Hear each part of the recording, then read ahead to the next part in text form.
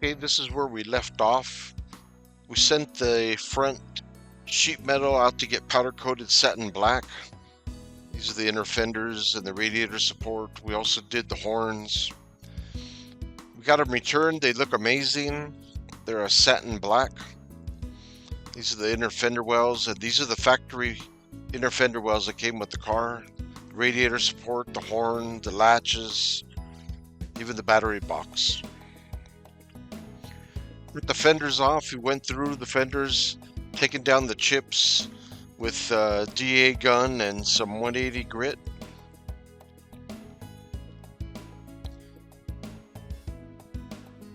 Feather edged it as further as we could. Got down to the factory surface. Feather edged that down. We prepped it with a white direct to metal primer sealer.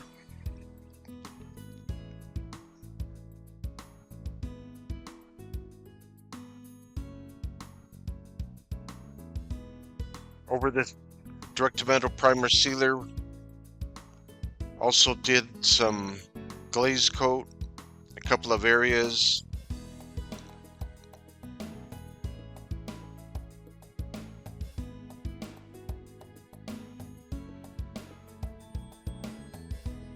Also put a guide coat over the top of it, did some block sanding, put another coat of the primer sealer. This is the guide coat. I blocked all this down and then primered it again. I'm spraying this bright red Corvette paint over the top of it. This is what we put on the back of the car.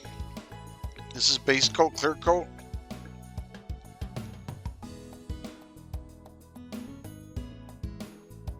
I use the same Autobahn brand clear. This is the heavy solids clear.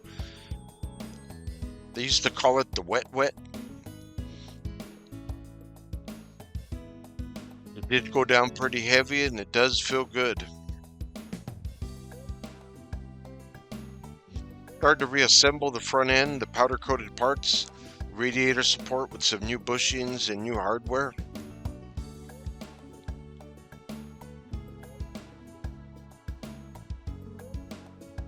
Put the grill on because that actually bolts to that as well. New ceramic coated headers, bolted those to the tailpipes, added some spark plug boot covers for the headers. Got it all tightened down. These are the spark plug boots. Got a new aluminum radiator. Painted it black so it looked something close to the original. I needed to mount a fan shroud to this.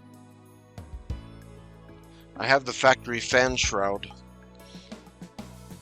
So I drilled some holes and ended up screwing it to the flanges of the radiator. Started reassembling radiator hoses, all the other lines required on the engine. I needed to get inside to replace the heater core.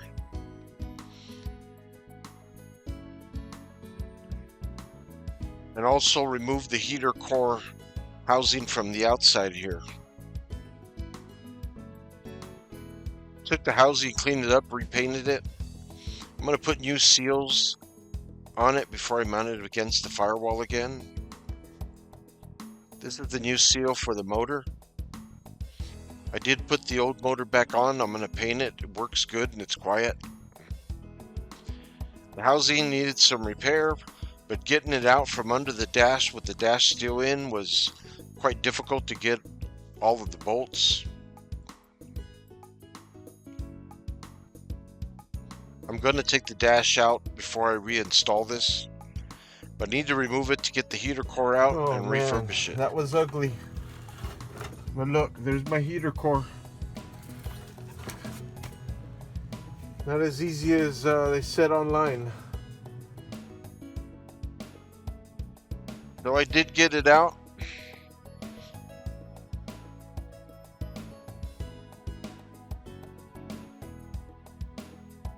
I suspect the heater core was leaking, but I tested it anyway.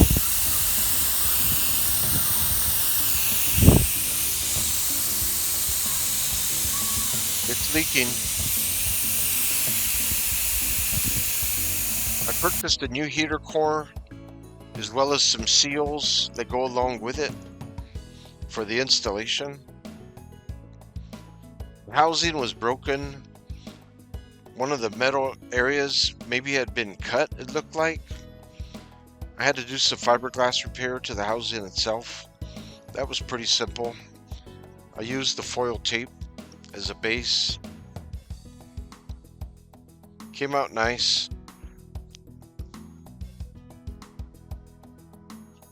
New seals on top of that. I used a lot of the same urethane clear over the top of this fiberglass.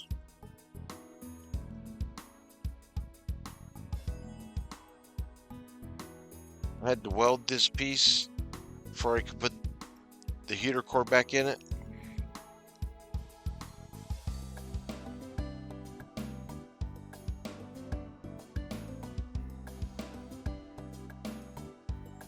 The heater core inside the housing. Housing came out amazing. It's clean and it's going to be much easier to install without the dash in the car now. Much more accessible.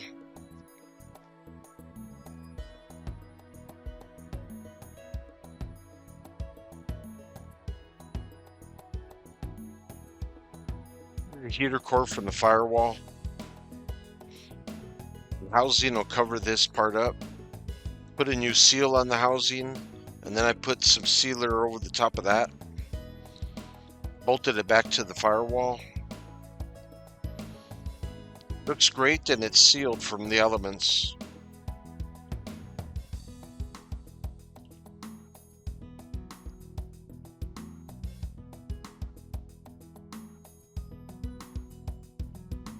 Remounted all the vents. I reconnected everything required to use it now. Outside's all done and looks great. If you stayed till the end, I want to thank you for watching. If you liked it, give me a like. Thank you.